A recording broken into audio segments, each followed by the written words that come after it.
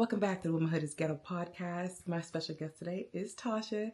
What is really cool about our interview is she talked about the ups and downs of overcoming endometriosis and a lot of debilitating issues that her body was having, owning who she was, getting hold of her own health, where others said that she couldn't or would have an extreme difficult time at getting a hold of, and becoming an amazing woman. The reason why I chose her to be on this podcast is because not just because I was shocked to hear about someone with endometriosis having a baby, but following her on Instagram and seeing her talk about wellness and ownership and even breath work and really explaining what breath work is and how to look yourself in the mirror and appreciate who you are and take back what society takes from us as women. We all know that we go through the ups and downs of trying to be accepted in different worlds we're in, but when we come home, we don't always feel good about ourselves, no matter how hard we work. What's cool with Tasha is she talks about how to kind of own who you are, take who you are, and find joy in who you are and whatever circumstance you're in. In addition to that, her health story is something that's very inspiring. So any of my girls who are dealing with PCOS, endometriosis, or any type of feminine struggle, hear her story. When she decided and she believed that she could be a mom, she became that. A lot of times we deal with science saying what we can't be, but we decide, we choose, we make the choice to go for something and accomplish that. Now, regardless of the outcome, our efforts are what's important. And what's very cool about my interview with Tasha, she's so honest and she gives great examples of how to take back what the world sometimes takes from us. Help me welcome to the hood my girl, Tasha. Hey everybody, it's Yoni Mac. I am here with my girl, Tasha Kristine. She's a women's wellness advocate. You can check her out on Spotify with her podcast called Tash Talks, and she's coming to YouTube. So anyways, girl, Tasha, what's going on? I'm so excited to have you on the Womanhood Ghetto podcast. Yes, thanks for having me. I appreciate the opportunity and ready. All right. Well, I want you to tell people because your journey is so amazing to me. It is so amazing to me. Like, oh my goodness, fertility wise, wellness wise, balance wise, mental health wise, and just womb care wise. And it's like when we talked before, it's just like there are certain things that we're just not taught to speak about when it comes to mental wellness, womb wellness, and how it connects to each other. And just your own fertility journey is incredible to me, which I think our audience is going to love. If you do not mind just giving me a little bit of background about you and your own fertility journey. We'll start off with that. Yeah, so the aspect of fertility, it's been a weird, crazy journey. It started very young. And so this is a lot of things that people don't talk about, right? This stuff starts young. I started having cycles at around 10, and they were very, very heavy. And I was so sick. My mom just thought, well, she's young, so it's probably, kind of thought I was like being a little bit of a sissy, right? Like, oh, it can't hurt that bad.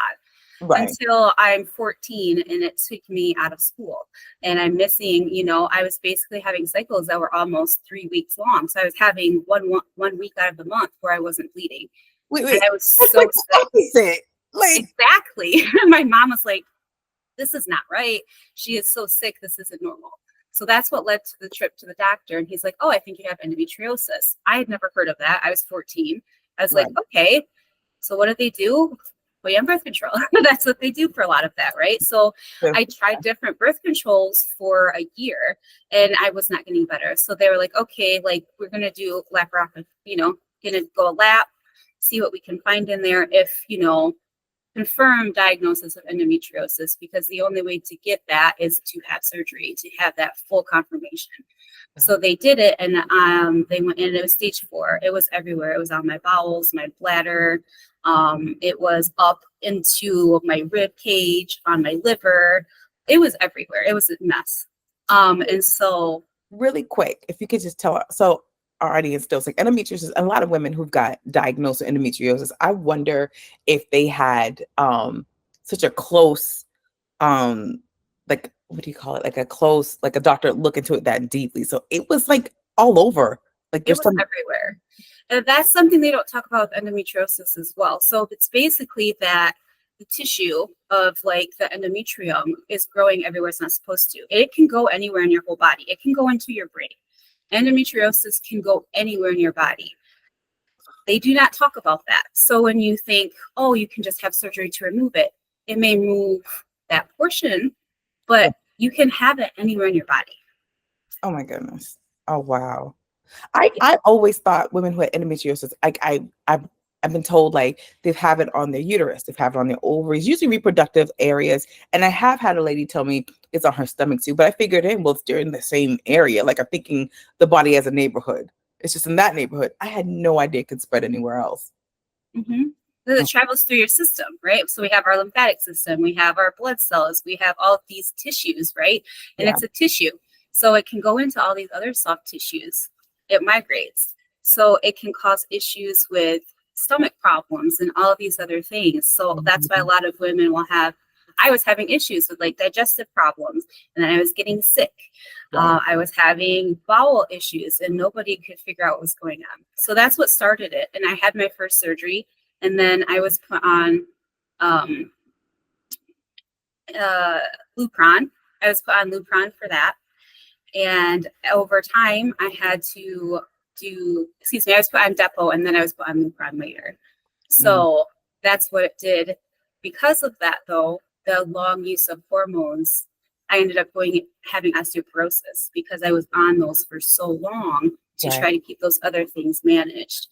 So I was told I couldn't have children. I was told that's not going to happen for you. Like, you're so young, it's already stage 4. That's, even with fertility treatments, that's probably not going to happen. You're probably not going to get pregnant.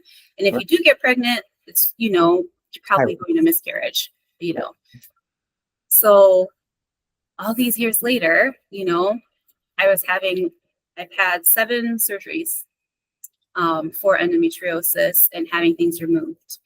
And this started from like the age of 14, 15. Yeah. Wow. Yep. Yes. And that's just 7 surgeries for this. I've had over 22 surgeries in my life for all these other things. So, and that's how I had to learn this stuff, right? I had to learn how the body works, how our systems operate.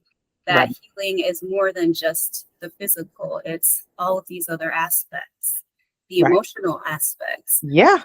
Hiding who we are. It's really addressing who am I as a person, not what I've been taught to be as a person, or trying to fit something else. Right. Really advocating for your own body. Be like, this is not working. Something is wrong. And, that is one of the biggest things I will say is advocate for yourself. Yeah. If I would not have advocated for myself, I would not be here. I would not be alive right now if I did not.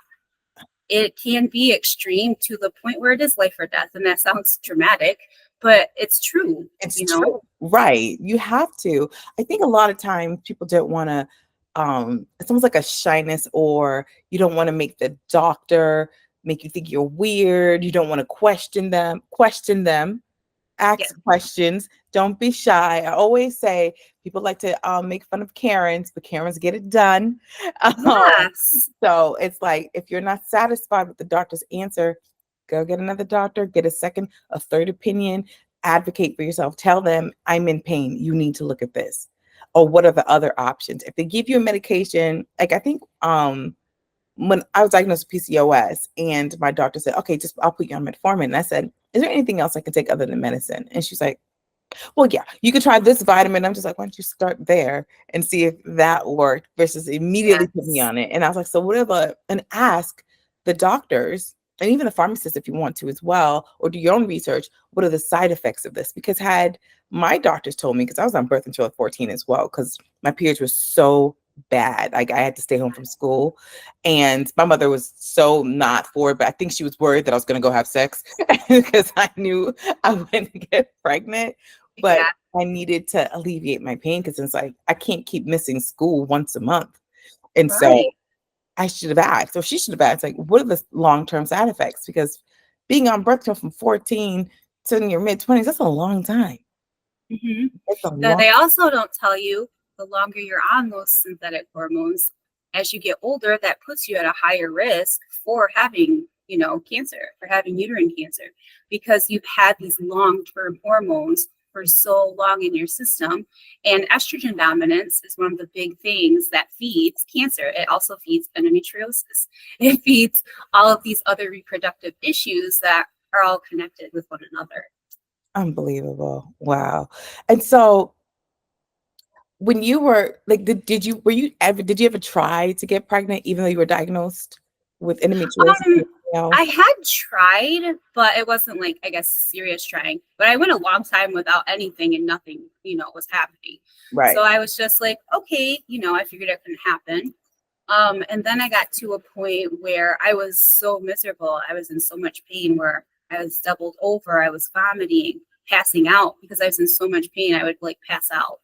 I was like, this is not normal. And I kept going to my OB, and he was the one that had diagnosed me when I was, a kid. Yeah. So I was like, this was a person that I trusted. And I think that also comes back to people not questioning doctors, because a lot of us were taught that it's an authoritative person almost, right? A doctor is somebody with authority in this subject. So I'm supposed to just trust you, right, when they don't always know everything, and you need to advocate and ask questions. Because I kept doing that, and I kept being like, well, I'm trusting this person. They know what they're doing. Right. And finally I was like, this isn't working. I switched doctors, right? I found a female doctor, and I was like begging for him, like, please, it's not like I want to have another surgery, but something is wrong. They kept doing ultrasounds, and they were like, well, you have some cysts on your ovaries. Looks like you have PCOS. It shouldn't be causing you that much pain. It's fine. They made it seem like I was crazy. My pain wasn't real. I was making it up. I was like, this is not normal. So she was like, well, this is not normal. She did another ultrasound. They didn't really see anything other than some cysts. They were like, we're going to go in and do another surgery, just kind of clean some stuff out, see what's going on in there. By the time they got in there for that surgery, I already had, my ovary had already twisted, right? It had gotten so big, it had twisted over, and it had cut off blood supply. It was dead. It was turning sepsis. And I ended up losing my ovary and fallopian tube because of that. So then I woke up from surgery, and they were like, we had to take it. And I was like, what? Because that wasn't the plan, wasn't what I was expecting. Right. But if I had not done that, I could have died. It was turning sepsis. That's why I was so sick. But they kept telling me, no, you're fine. No, you're fine. I was not fine. No. Listen to your body. Listen to your instincts, because they are there for a reason. I imagine like how the body even reacts to having one of the fallopian tubes and one of the ovaries like dying. Of course you're gonna not physically feel good. Like your body always tells you something's up. If something's wrong, you've got to be able to listen to it and trust yourself. And I'm glad you did. And I'm glad they saw it and they removed it. And so from there, how did you feel? Like, did the periods like subside, like pain wise, or? I felt, as weird as it sounds, when I woke up from surgery, I felt better. It was like I could feel the difference. I was like, I could feel the gross stuff was gone. It sounds weird, but that, I feel like when you've had any type of issue like that, or, I know women that have had hysterectomy as well, that had like endometriosis, right? It was severe, and their uterus is just expanding. And once they wake up from surgery, even though they had a massive surgery, it's like, I feel better because you got that gross stuff out of your body. Yeah. You did it out of there. It was making you worse. So I felt better. It was a little worse, I think, recovery wise for me with that surgery, but I still felt better. And then it was almost a year exactly after that, I got pregnant for my daughter. Wow. And I was like, what? And I was like using birth control methods and doing all these other things. And it happened. And I didn't say anything because, one, I couldn't believe it. I was in shock. Yeah. I was afraid because, I was a high risk pregnancy for miscarriage. So I had, so I was like, we'll just see how it goes. And she's here. She made it. So you never know what's going to happen. You never know. If you have been told that you can't have children, give yourself the opportunity to be open to that experience, because I was told that, but there was a part of me that was always like, I know I'm supposed to be a mom. I just always felt that within my being. I was like, I'm supposed to be a mom. Yeah. I just know it. When you told the doctor, I'm pregnant. Because a lot of times when women get diagnosed with endometriosis, it's like a fertility death sentence. Yeah. It's like they're like, it's not going to happen, and this is going to get worse, and it depends on the phase of the stage you're in. And a lot of women feel like there's nothing I can do, and they stay in pain. And I love your story because you overcame a lot from the time you were a little girl to an adult, and you had a baby. Yeah. And, I even had scopes after, right? I've had things checked out and stuff afterwards to see, they wanted to see when I was having pain, if I was having endometriosis come back. And I've so far have been endometriosis free since I had that surgery. Oh. And I've really worked on, addressing the mental, emotional, physical aspects Right. of me as a person. It really just makes a whole difference of the whole aspect of who am I? Getting over endometriosis and hoping it, doesn't come back. Do you fear? Because I fear for my daughter. Like, I don't want her to go through this. And so when she was eating to this day, all natural foods, I have to make it because I need to know what's in it, how much sugar is in it, how much protein she's gonna get, what type of milk she's gonna get. Like, did you think about like that when she was born? Like, how can I make sure that she avoids what I went through? Oh, yeah. I feel like anyone that's been through this type of a situation, any woman that struggled is like, I don't want my daughter to have to go through that. I don't want her to have the struggles I did. I want her life to be way easier than mine.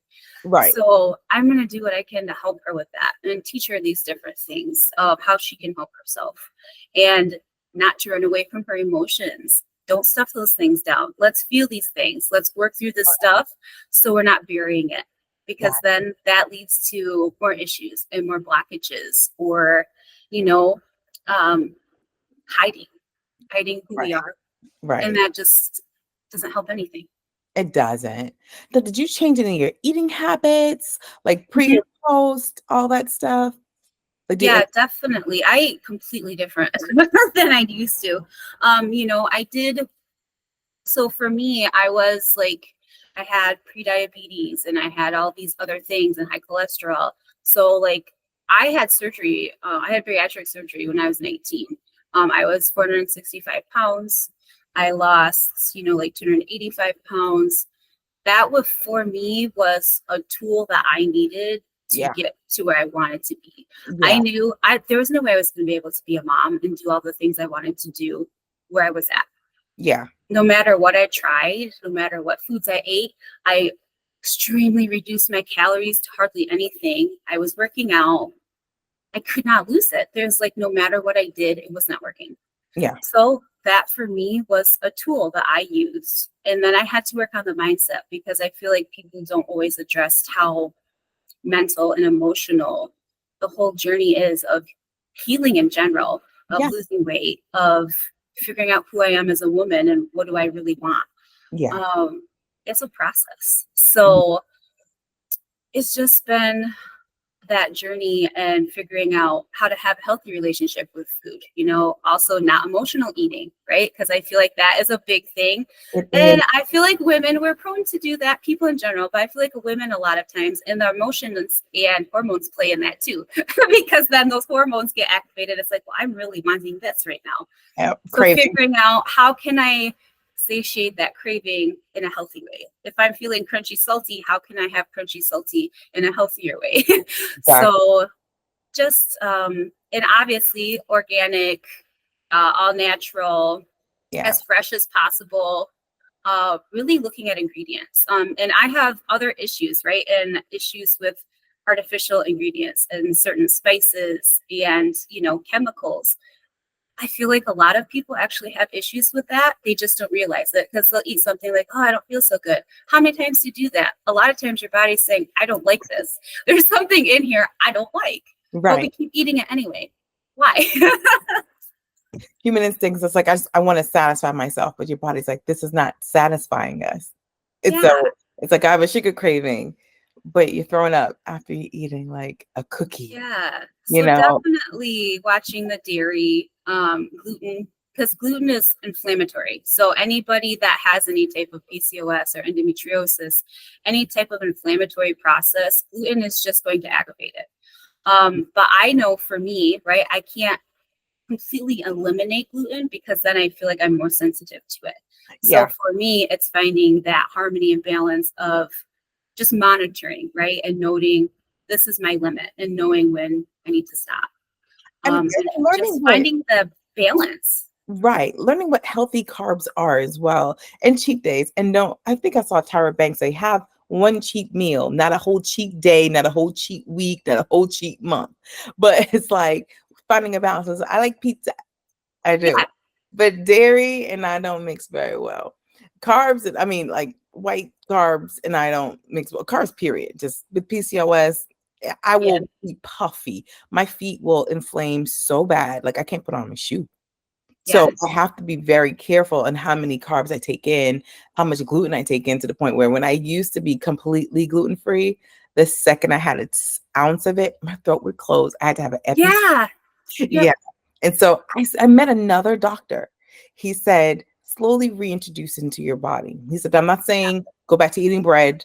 He said, but you have to eat because I'd have these attacks where I'm freaking out. If I don't have an EpiPen, am I going to die? He's like, so you have to slowly introduce it back into your system, but you have to monitor it because if not, you're going to either get puffy or you have to keep the EpiPen. Yeah. And just completely be gluten-free. And it's not easy. And I know about the gluten-free foods and like way back in the early 2000s and how I had to watch what I ate. And I slowly introduced it to a point where I immediately know if I ate too much. Like if I eat like, and I'm a girl that likes cake, but cake don't like me. So body doesn't like cake, whatever. So and I don't like always serving gluten-free foods. So it's just like, all right, I don't have to have it. And that's okay. Find something else. And then sometimes it's just a craving. Cravings do go away. Yeah. They do go away. And you just have to find different ways of kind of eliminating that craving. But it took some serious lessons for me to say to myself, this is going to affect you way worse in the long run and could possibly lead to serious diseases. Like, for me, it wasn't even like necessarily breast cancer. I was so worried about getting stomach cancer because I'd have these problems digesting food and I was throwing up all the time to the point where I had to have procedures checked and had to have colon cleanses. I mean, the list goes on. And I remember a doctor was just like, well, you have to go and watch what you eat because if you get inflamed, it can lead to stomach cancer. And I'm like, but stomach cancer is running my family. He said, that don't mean you don't get it. Right. It can happen with you. And then they said, like, they actually found, when I had this procedure, found little pre-cancer cells in my stomach.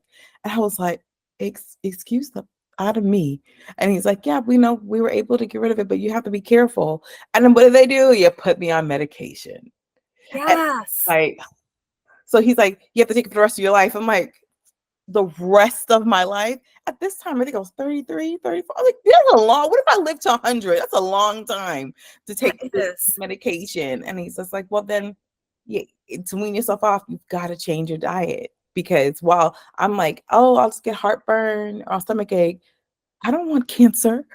You know what I mean? No, I was going to say something for me, like one of the things I learned a lot, right? So with hormones issues and they affect like your cognitive aspects, right? And something we need a lot of vitamins. Most people are vitamin deficient, right? I was so vitamin deficient that it was, they tried to say I was bipolar because I was having issues. What happened, I found out later, was I had pernicious anemia. Like my B12 had got so extremely low, it was affecting everything. So really trying to get conscious vitamins through my foods, right? And through bone health, right? So I was able to heal my osteoporosis through doing foods and vitamins.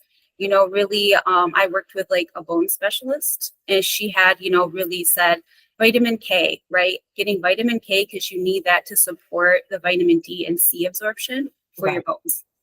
So I really added a lot of like spinach and things to my diet because that's really high in vitamin K. Gotcha. So really vitamin K, vitamin K2 specifically, vitamin D and D3. Yeah. magnesium. A lot of people tend to run low in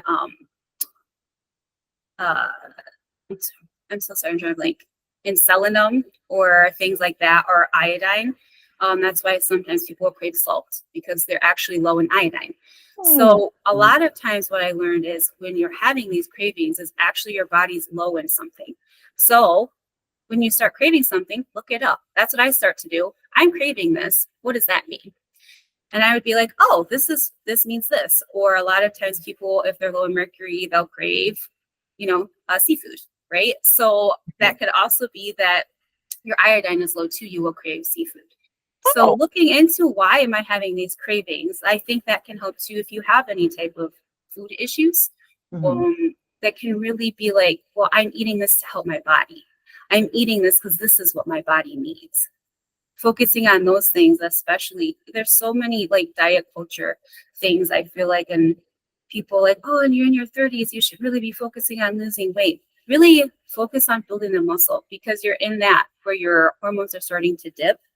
Yeah. And once you get to that menopause stage, it's harder to build the muscle. It's harder to keep that up because you don't have the hormone support. So really having that can help also keep you from having uterine prolapse, because that can happen with menopause, and all of it's connected to hormones. So really just noticing that and how the vitamins affect the hormones and the hormones affect the cognitive aspects. All of those different things connect into why we do what we do, and the certain emotions that you may be feeling, and be like, you know what, I'm feeling a little reactive right now. Maybe it's just, where am I at? What is happening right now? I just need to take a step back instead of responding right away to certain things. That can make a big difference, especially in relationships. We know that we can literally run with hormones. I know if I'm PMS and it's like, I ready to get out of my way, or it's trouble. It's something that you mentioned, like kind of knowing where your cravings are coming from, and then trying to balance that and finding the right vitamins. What am I not giving myself enough of? But sometimes it's also, what am I giving myself too much of? And sometimes it's like something small as, you could be drinking too much, or you're overeating on this type of meat or this type of fish or whatever. But sometimes it's like what we wear, like clothes. When it comes to womb health, one thing I did know and I learned from you was like the types of cottons we put on our bodies, particularly in the vaginal area. I always say the vaginal area is the heart of a woman's body. Because where our wombs are like literally the heart of the body. It's what makes us women, what has us respond differently to things, where hormones go up and down. And I learned after I gave birth, postpartum wise, like how my hormones are still so out of control. I didn't even feel like a normal person. And it took so long for me to get my hormones back together. And I was reading an article about, watching the detergent we use. Because I'll buy a shower gel at the Bed Bath and Beyond or Bath and Body Works, like, because it smells nice. But some of those chemicals can make my postpartum hormones take even longer to rebalance. And I learned from there, and even like body scrubs and stuff like that, bar soaps, and even if they're natural, because sometimes your body may not always react to the same thing. Like it could be a chemical in there, like you said, that throws everything off. So I learned, okay, how do I figure out what the pH is in the soap? Is that something I need to pay attention to? And I learned how to kind of change my shower regimen, because I'm a shower girl, because after I gave birth, that's where I would hide from the baby, because I was so tired all the time. Just need the brother. Right. And so I'd be able to hide in there. And so I did create a shower gel for women. It was 3 types, one with poppy seeds, one without, and one that was turmeric. The turmeric one is probably my favorite one I spent the most time with. I took a class to learn how to do it from this natural lady that, she makes things specifically for women. And the soap helped me rebalance my hormones. And the turmeric one, because I felt ugly, because my skin was so different, so many different tones. And I was like, it helped rebalance, kind of balance my skin tone postpartum wise. And, it took some natural teas. But I remember somebody else told me, like, watch what you're washing your clothes with, because some of those chemicals are on your panties. Your panties are on your vagina all day long. And if you're not careful, those chemicals stick onto it, and it takes longer to rebalance your hormones. You can yoni steam all day, you can eat healthy all day, but there's these outside things that can make our hormones still stay completely off. You can even shower with the right body gel, but if your body is allergic to something, where you're getting yeast infections or just bumps, or you're just uncomfortable, you feel a little bit more dry, what else is going on around you? Yeah, that's so true. And I know, because that's something we talked about too with like products. And I used to have recurrent yeast infections, and it happened almost every time before I was getting ready for my cycle. Every time. And that's really common for women, right? And they'd be like, oh, it's okay. It's normal. No, it's not. It's a sign that your body's mad. Like something is wrong. And so my body was getting angry at everything. So once I started realizing, I wonder if it's related to my products, and I started switching things, I haven't had a yeast infection in years now, right? Because I had to switch my products. My body didn't like the pads, right? Even some of the organic natural pads, they have stuff in them. There was even one brand I was using for a long time, had no problems. And all of a sudden it was irritated. And I was like, what is going on? I looked, didn't pay attention. They changed the ingredients. Look at the ingredients. And you don't even realize it. A lot of times if they do a rebrand and it has a new box, they probably changed something in the ingredients. So always look, because you never know what's in there. I had to change toilet paper. A lot of toilet paper, it's bleached, right? It's chlorine. Toilet paper's not white. Like, like there's a lot of things in there that our body is constantly around. And especially in that area, we have toilet cleaners, right? How many times you use a public restroom and you go in there and you sit down, right? And I even said, because I said to my mom before, I was like, don't you feel gross? I feel like I try to hurry when I have one of those, because I'm like, all that stuff's like going to go up there. And then you think about it though, and it's like, well, how many things are we around every single day that is disrupting our system? That's why really connecting with yourself. And, I really believe one of the things I started doing regularly was detoxing. Our bodies need detox. We are around toxins constantly. There's no way you can not be around toxins. That is why we need time to detox. That can even just be doing regular yoni steaming. That can be Epsom salt baths to help pull those things out. Adding things into your shower, really getting a good sweat to get stuff out of your system. Or having, periods of fasting, if that's okay. Some people cannot fast for medical reasons. That's okay. Doing what is in your limits for you, because it's tailored for you specifically. It doesn't have to fit into a box. It's about what works for your body. Yeah. And it can be fasting from certain things. Like, you do like a week, because if you're like, you eat like certain like breads or something like that, you can fast from those. Or if you don't eat red meat as much, you can fast from that, things like that. And it's funny you mentioned toilet paper. I went out with a friend of mine like a couple of years ago, and I was like, I got this bathroom. She ran into the bathroom and she goes, don't use that toilet paper. And she hands me these wipes. She's like this. Those things have been in there. You don't know who's been in there, if they've sneezed, and you don't want it. And I was just like, give me the damn wipes. Like, exactly. I keep wipes in my purse. I know. So since then, I always have wipes. I was like, dang, she's right. People do. She goes, people, they touch it, they could sneeze, and it's been there in the bathroom. You don't know what's crawled on it. I'm like, yeah. Or you have little kids that are in there touching stuff, just being little kids. Like, but I never thought about that. I was like, it is just sitting there. I was like, but they have the little thing to cover it. She goes, it does not matter. You don't know how long, where the toilet paper was before. She's like, just use the wipes. And now I have to leave the house with wipes. She really chased me down. When it comes to like womb health and like traumas, because I felt like having like a really bad period caused womb trauma for me. And sometimes like I felt myself, which is why I got into yoni steaming. I felt like dry and uneasy sometimes because of how bad my periods would be. And if I went through like even a small period of time, like maybe 3 or 4 days, even a week without sex, it's like I turn into a virgin. And it's so, which is why I really got into yoni steaming, just to kind of relax my womb. But even when I started yoni steaming, when I would get my period, I'd mentally just get so afraid of like how painful it was. And I didn't want to just, if I told you how much ibuprofen I used to take, you'd be like, how are you alive? Because I'd be so terrified of pain. Like it was ridiculous how much medicine I would take just to stop the pain. But womb trauma, how do we balance that? How do we help that? Yoni steaming is one way. I know meditation's another way, but like, what are some ways women can help with like that womb trauma? I think for real, one of the very first steps is just being honest with yourself and really connecting with your body. I feel most women are very disconnected from their bodies. We have so much external things happening in the world that we don't really take the time to connect with our body in our own space and to check in with ourselves.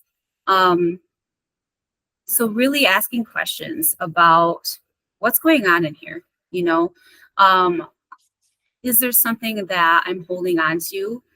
And really, you know, looking back, did you have a trauma? Because sometimes there's a subconscious block there where it's like, maybe you forgot you had a trauma. And I think that's where reaching out to external sources that can help you, that could be a therapist, that could be a coach, or you know, a shaman, that could be a Reiki practitioner, whatever it is that works for you specifically. And quite honestly, it's probably a team most often. Really, you know, doing journeying, that for me is something that was very helpful.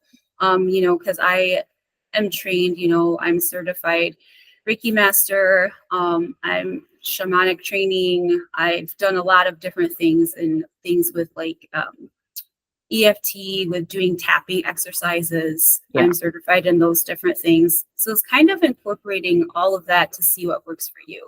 But the biggest one is really going to be connecting with that space and really honoring those emotions. And I think that some of that you can do on your own, and it's really going to be about journaling, right? Maybe journaling what comes up for you when you ask yourself questions, but be honest. Don't talk yourself out of the answer, because it's not what you want to hear, and it's not what you want to face, because it's still there. Your body has muscle memory as well. Your body still knows. And that's where the womb trauma comes in, because subconsciously you may have blocked it off, but your body knows. Your body's still holding it. And so until we can address that, it's going to stay there. And also, if you've had a physical, right? So trigger warning, if you've had like a sexual assault, sometimes if we've had a physical trauma, we need some type of a physical experience to pull us out of that trauma. We need something to rewrite that system, to be like, this isn't my story anymore. This isn't my version, right? And it's not just one specific thing. It's a process of reclaiming your own body and your own pleasure, because I think that can be a part of it. A lot of women that have had trauma, there's almost an aversion to their own body, an aversion to their genitals, an aversion to their own pleasure, because there's a pain there. Until we can release that pain, and it's going to have to be, sometimes it's looking in the mirror at yourself. Mirror work, I feel so undervalued. And for anyone that has any type of physical trauma or body trauma, body shame, which honestly in our society, who doesn't have some type of shame? It's ingrained in our society. So really looking at yourself in the mirror and telling yourself, I love you. You are beautiful. This space belongs to me. Making that a ritual, because a lot of us don't believe that. You have to make it a practice to continually tell yourself, I am worth this.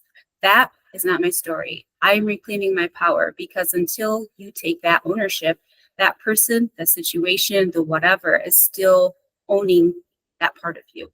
Is still owning that space. So it's kind of like they're storing up rent space in there, but they don't deserve it. Right, exactly. Because it doesn't serve you. Right. You mentioned mirror work. Not everyone knows what mirror work is. Can you Yeah. tell us a little bit about what mirror work is?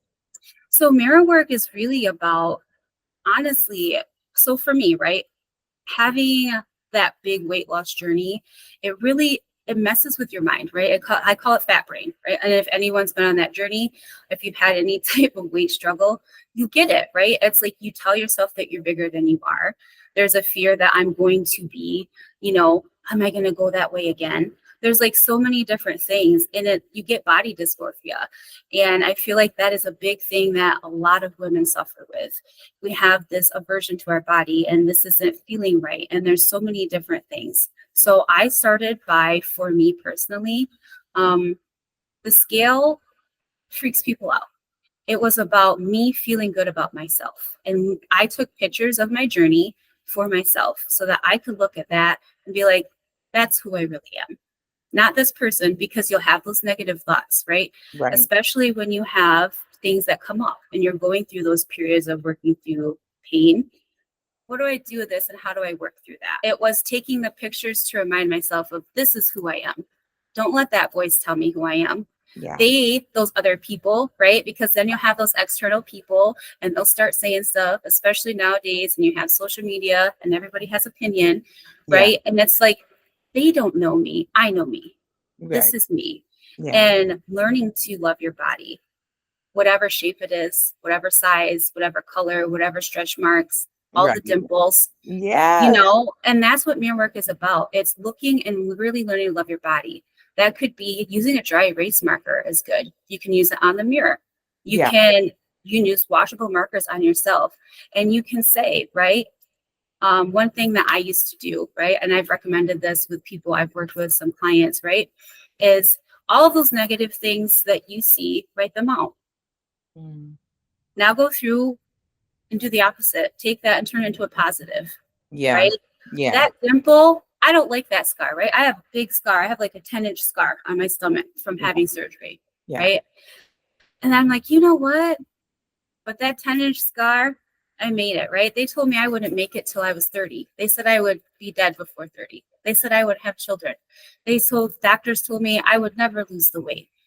And I did all of those things. Yeah. That's an accomplishment. Yeah. So that scar is an accomplishment. That's an accomplishment. Yep, you did that's that. My reminder. That's my reminder that I did that. You did and that. You know what? I got some extra skin because I lost this weight, but I did it. I lost that weight. And it's still a part of me. And even if it's something I don't necessarily like, I still love it because it's me. And I love me no matter what size, shape I am in.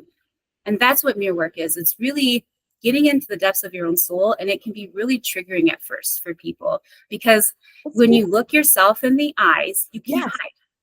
All those emotions, you can't hide that from yourself because you really know deep down what's there. And that's really what facing it is. It's facing that shadow self. Because when you look yourself in the eyes, you can't hide from that. And a lot of times people will burst into tears. It happens. I've seen it, but it's beautiful at the same time because a lot of times we'll think of things are falling apart in my life. Everything's falling apart. I don't know what to do. It's over. Think of it.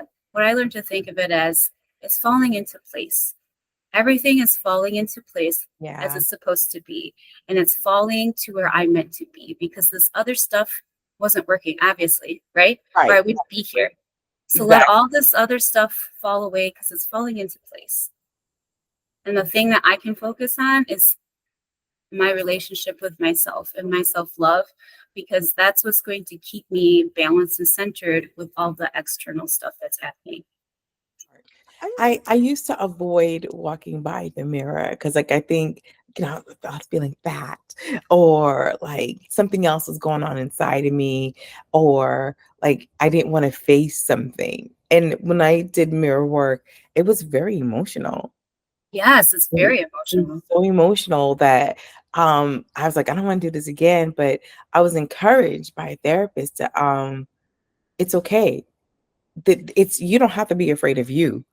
You know what I mean? You don't have That's the thing. It's you. Yeah, it's literally you're with you all the time. I promise you're with you all the time. And it's like you don't have to be dishonest with you either. And you will love you. Even if you don't feel it right away, you'll get there. And it takes work. It was just so scary to me the first time. Like when I said some of the things like I needed to say out loud, um, about who I was, who I wanted to be. And it was just like, it just seemed who I was, who I wanted to be was like this journey. And it was like, this is a place I can be. I can be her now.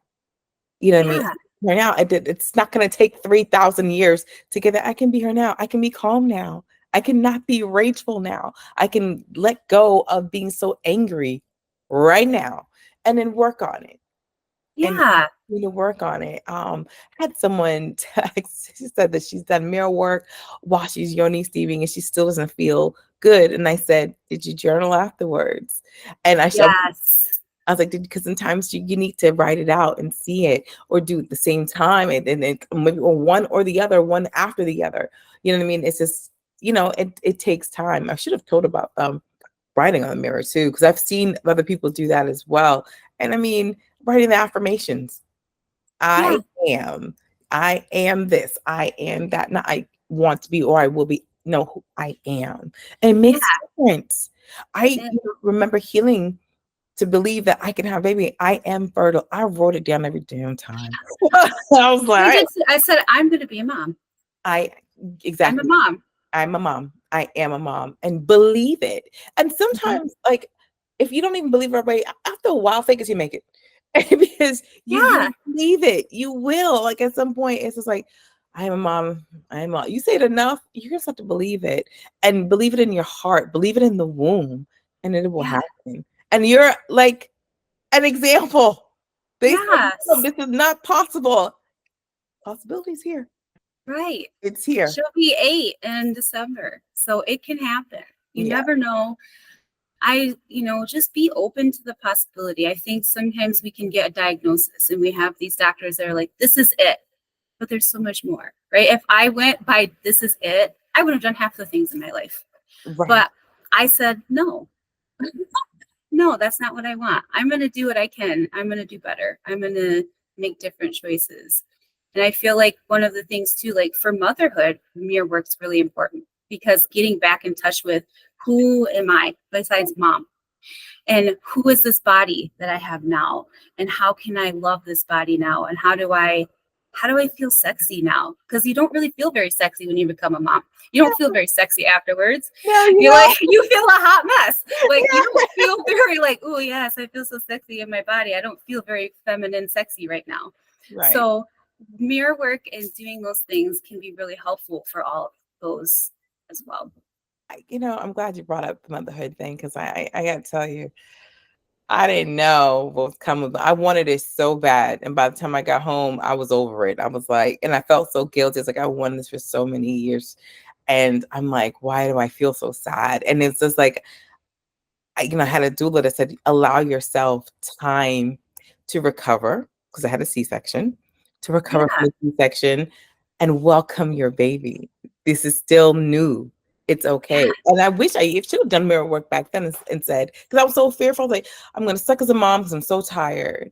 And like, she's crying. I can't breastfeed. I kept saying all these negative things about myself to myself instead of reversing it. I know better now, but it's like, I was just exhausted. I was fearful and I didn't have my mom with me. So it's just like, okay, self. It took a while. It took a long time, probably close to almost a year before I felt like, okay, it's all right. So I've gained some weight. So, and then I had a hernia surgery that put on even more weight. And it was just great. I told myself, okay, so what are the small things I do? One thing I learned is like how to work out fun. Yeah. How to make it fun. And then because I am not the girl that's going to go to the gym and be there for hours lifting all kinds of. That's not me. I learned I like virtual stuff. And I said, oh, I can work out virtually. I text my family members. I said, I need a bicycle. Everybody send me $20. And I bought one off of Facebook. There you go. They were like, fine. And then so I couldn't buy a Peloton at the time. So I got my bicycle. I bought an Oculus Quest headset, download an app. There you go. Like, and the cycle all over the world from this little like virtual world. And I could like that. And I remember postpartum, like, it was so sad. I was like, I don't feel like it. And I would just I could put on my earpiece and I'd ride, but after I gave birth, I didn't feel like it. I told myself, this is what you like. We like this. If the baby is with dad or with grandma, they're safe, then you can absolutely do this. And it took a while to get there because I was so afraid to leave her, but then I'm frustrated and I'm tired and just learning that it's going to be all right.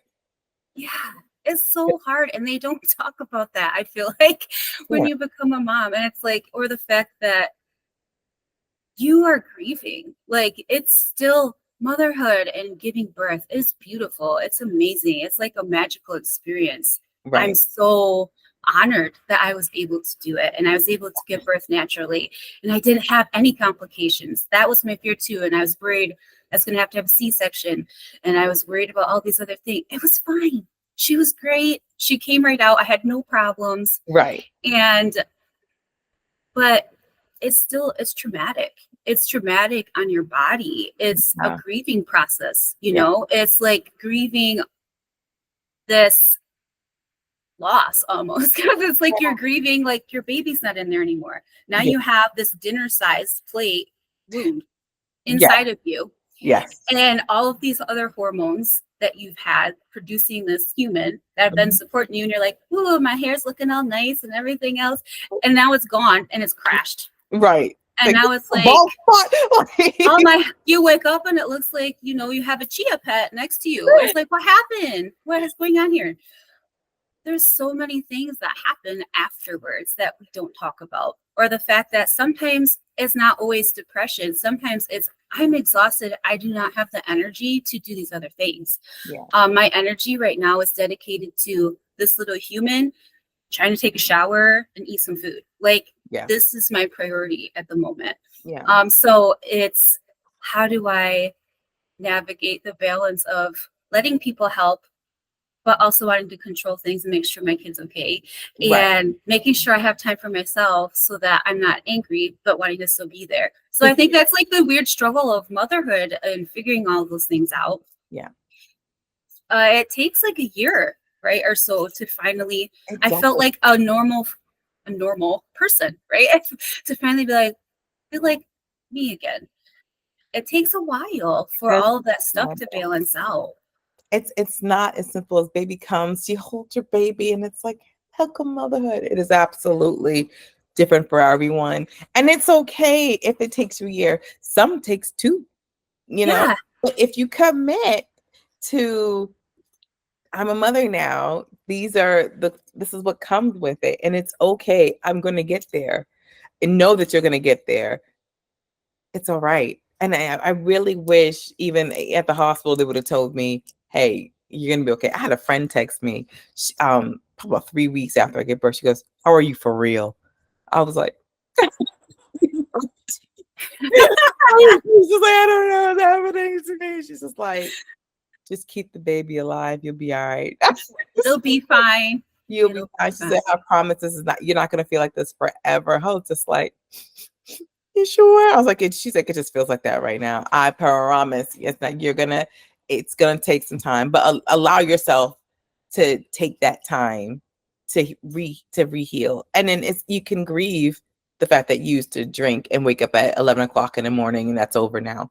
Right. And it's like, I could sleep in as long as I wanted to, not anymore. Right. And my kid, she was up every hour and a half to eat. So I did not sleep a lot. She was always wanting to eat. So I didn't sleep a lot. There were times I'm like, I don't know how I'm still functioning. I do not know how I'm still operating, but your body it knows what it needs to do. You go into the mode, you take care of the things. And then when it's quiet, you try to sleep and you can't. So you get through that period. And I remember asking my mom too, and I'm like, I'm so tired. She's like, it's okay. It's not going to be forever. I'm like, all right, but it's okay. It'll be fine.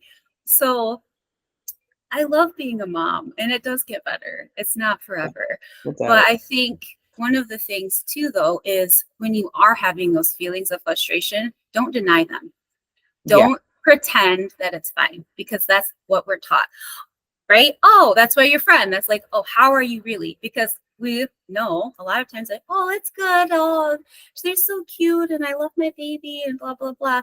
But how are you? Are Yeah. you frustrated? Do you need a break? Yes. How are you really feeling? Because when we don't, that aspect can turn into a wound blockage later and have more problems. Yeah. Because we're holding in these aspects of, sometimes you might feel resentful.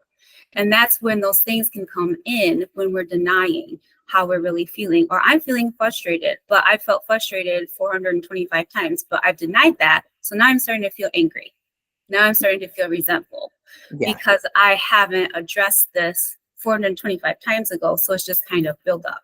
Yeah. And being honest with yourself is critical. It's probably better for you and your baby. Like it's just very critical. It's hard to ignore how you feel.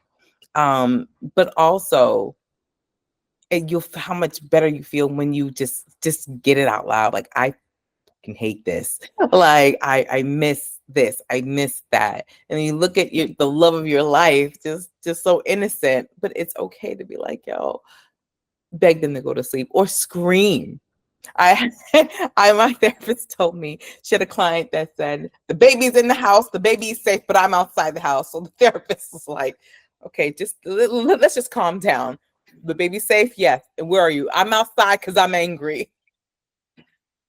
I know how I'm feeling. And it's just like, as long as baby's safe, all right, you need to breathe. And this is when you call for a break. You need a break. And it's okay to ask for a break. And I think a lot of times, I know for me, I was scared to ask for a break because like I wanted this so bad. Like, I should be ready. I've read every single book there is to read. Why do I feel this way? It's like, because breaks break. Like, there's nothing you can continually do over and over again without needing a specific break. And it can cause a lot of wound blockage, and then resentment, and then problems within your relationships even.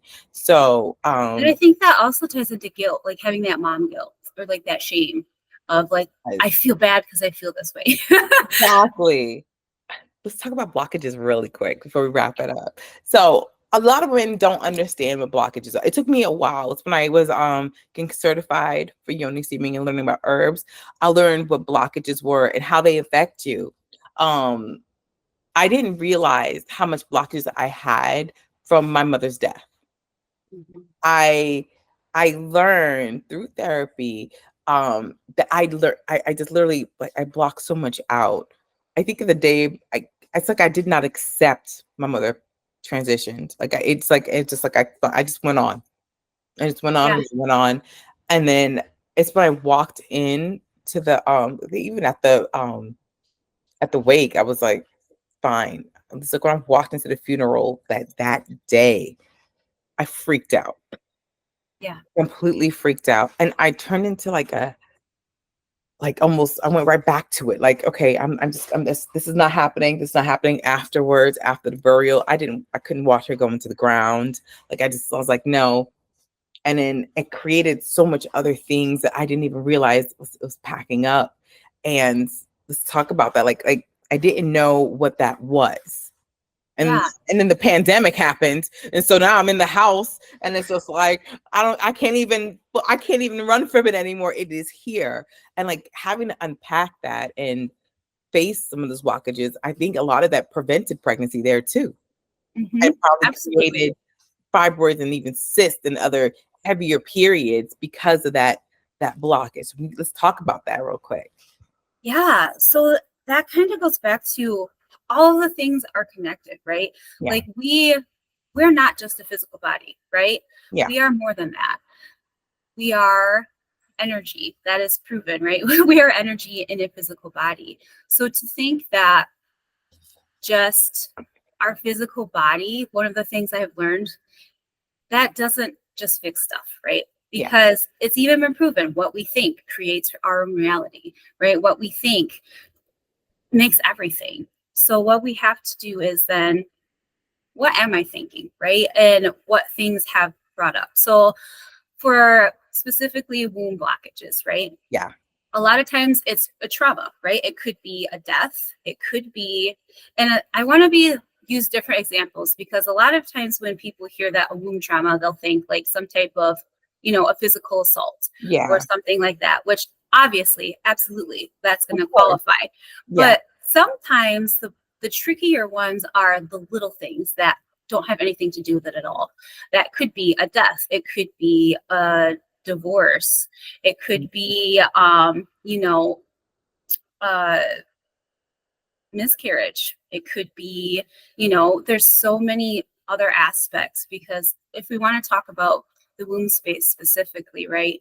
Yeah. Tying to energy, that's connected to our emotional center, right? Mm-hmm. And so it's connected to all of the things that happen when we are being, right? Which is really what that feminine is. It's being in that moment, being in that space. Yes. If the pandemic didn't, teach you anything, it's when we really are stuck to sit with our stuff, and we don't have the external distractions, we have to really face those things, which was very prominent, which is why so many things happened and changed in that. So many people changed jobs and new relationships, ended relationships, because we had to connect with ourselves. We didn't have the distractions. So when we really sit with that and be like, okay, what do I really feel? What is really happening here? And, for me, it was a big process of, there are a lot of things I found on my journey. There were aspects of, specific medical trauma. That's a really big one that women don't always talk about. Medical trauma from having creepy doctors, from being touched inappropriately. I've worked with women that have had, weird interactions with ultrasound techs, or, having a physicals done. Those are still traumas. And those little deeper ones that happened, as you go on the healing journey, those layers open up. And sometimes you'll have a situation and it'll bring this old thing back up. It's been proven, our nervous system holds this stuff. And once you get to that place where it's finally safe enough, and it's like, I'm ready, I'm safe enough place where I can bring this up to heal this, it pops back up. And it could be like you go somewhere and it triggers this old memory. So for me, I had issues with medical trauma, right? And all of the things that doctors told me that didn't exist. And it made me doubt myself. It made me doubt what I felt in my body. It made me doubt my intuition, because they were telling me, no, it's not. No, it's not. Right. And my body and my mind was like, but are you sure?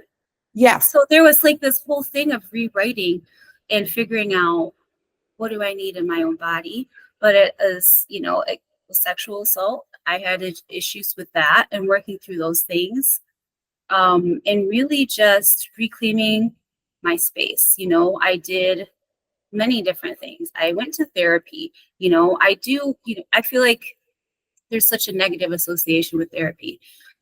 Yeah, therapy is helpful. I feel like everyone should go to therapy once in your life. I do think finding the right therapist for you and your specific needs, what you're working through, is the hard part. Finding someone that's going to support you for what you're working through and going to understand you. And for me, it was honestly just really connecting with myself and my emotions, and being like, well, if I want to let people in, right? If I want to have really close relationships and interactions, if I want to have healthy dynamics, I have to do something different, because it's with me. So what am I missing here? And that goes back to, a big one for a lot of people is feeling unworthy, or having an aspect of seeking love with people that has something to do with childhood, seeking love from a partner that is emotionally absent, right? My father was emotionally absent. What did I do? I sought men that were emotionally absent. So sexuality, that's a really, really big one of people having traumas around their true sexuality, the type of relationships that they want. Not everybody is going to be in a straight monogamous relationship, heterosexual relationship. Right. That's not for everyone. Exactly. And so when you go against the grain, that also brings in an added layer of trauma that can keep you from things, right? It can keep you from pleasure, which is a big reason why people have issues with pleasure. And all of these different things feed into hormones, and then that creates growth. And we have issues then, right? So we talk about if we have all these things going on, our body starts to release high amounts of cortisol, right? And that cortisol then impacts the other hormones. And that can impact histamine. So that makes you have a higher level of allergy reactions, right? Especially around your cycle time, around ovulation, and right before your period, because that's when your hormones are highest. So that's when you're more likely to have sensitivities to foods, to have allergic reactions, to have asthmatic issues, any type of rhinitis, right? Right. So that also heparin, right? If you have issues with heavy bleeding, that can be your heparin because of the hormones are higher. So I had to learn these things because of having mast cell issues. That's a blood cell, right? Yeah. And it goes along with all of these other things, and all of it is connected to hormones, vitamins, and all of this stuff, okay? Right. So those traumas that you say that aren't there, they're still there because your body's still producing those hormones to protect you. You're still in fight or flight. Your cortisol's still going. Your nervous system is still in hyperdrive because it hasn't been addressed. So if we want to really calm the system down, we got to dig into those emotional aspects, because that is one of the biggest blockages in the womb care, because it will feed all these other things, and that creates these growths, and that creates the physical blockages. Those physical blockages are representative of the emotional blockages, which is the heart of the body, the womb.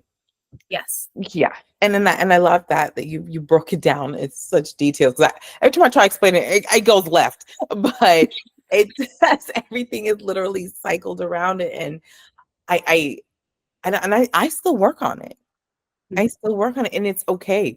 Like it still takes time to work on it, because I think we probably work on ourselves to the end. Literally to the very end, but because we change.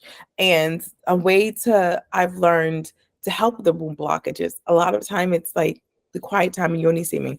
I found I like saunas, so I found one on Amazon that it's at home, like an at-home sauna, and they play my I have one too. Yes. And it's like, that's my release. I know that I'm helping my body detox, put it out. But I mentally tell myself, this is, I breathe, like I'm letting it go. All of it's coming out of my skin. I've actually found my skin to just even take off even more dirt sometimes when I mentally get myself together and I'm in there and I'm letting myself just release it. And I felt like a lot of that helped with the womb blockage as well. And I would say my affirmations. I say things out loud. And during the yoni steaming process, it's like, even shower time, you know what I mean? And I say it out loud, and then I feel better. I do. I feel better. You totally reminded me. Yes. Breath work. Totally. Breath work. Love breath work and movement. Movement. I can't believe I didn't say that earlier. Movement's huge for me. Really doing breath and movement work, especially with the womb space, really, dancing. That is my favorite thing. I love to dance, and it's so good for womb health. Really, especially if you get intentional with it and do breath work while you're dancing. That's one of my favorite things to do. And really kind of even using your hands to kind of push the energy out, and, kind of doing the Kegels, doing the womb exercises while you're dancing to really tighten that stuff up. It's really good to help support the pelvic floor. Really doing that. I do that every day. Even if it's just a little bit of movement, any movement helps, and anything you can do to help with stabilizing the womb space to really kind of keep that, nice and healthy and strong, but you don't want it too tight, because that can also be a problem too. But, because sometimes that can be the issue with women having uterine prolapse, is because that pelvic floor can get so tight. It's pulling everything so tight. So, and that you're more at risk for, when you get into menopause, or you're having the peripause where you're going into that transition. So all of those things will help you in the long run to just really clean it out. Anything you can do to move your body. Moving is fantastic to clear space out. Even, if you ever go somewhere or we go to amp up something, right? I was at a conference and they would take amp up breaks where they play like music, and you could tell the energy would shift in everybody, because you could everybody's getting down and the vibes kind of chilling. They're like, all right, let's do amp up. Energy would totally shift. Get up and shake some stuff out of your body. It's so helpful. It really is. And again, you can do it daily. Yeah. You absolutely can do it daily. Well, I just enjoyed my time with you. I was so freaking excited about talking to you, Tasha. I was like, because this girl knows her thing. She knows how to balance and just, help everything get together. It's beyond just, it's being intentional. And it's not a lot of women know that. And I so appreciate you sharing your story. And again, Tasha Talks, y'all. Tasha Talks is on all the podcasts out there, and she'll be on YouTube, right? Yes. I have a YouTube. I just haven't put the podcast on YouTube. So I'm shifting. Yes. And I'll have all her contact information right down there at the bottom. Please follow her. Check her out on IG. Check out her podcast. There you go. Again, I so appreciate you. Oh my God, we share so much. We probably have to do a part 2. I want to be on yours. Yes, I was going to say, you'll have to come on mine now so we can have a talk. So I really appreciate you having me here. I love having these conversations because they're so important. Women need to know these things. So the more that we can talk about this, the more awareness we can spread and realize that you're not alone. Exactly. And she knows her stuff, y'all. I promise you, she knows her stuff. And I'm super excited because I remember I DM'd you like, when are you gonna get your podcast back up? It's informative. So again, I am looking forward for more of your stuff. Follow her. Thank you again for joining us on the Womanhood is Ghetto podcast. Yes, thanks for having me. Appreciate it. Of course.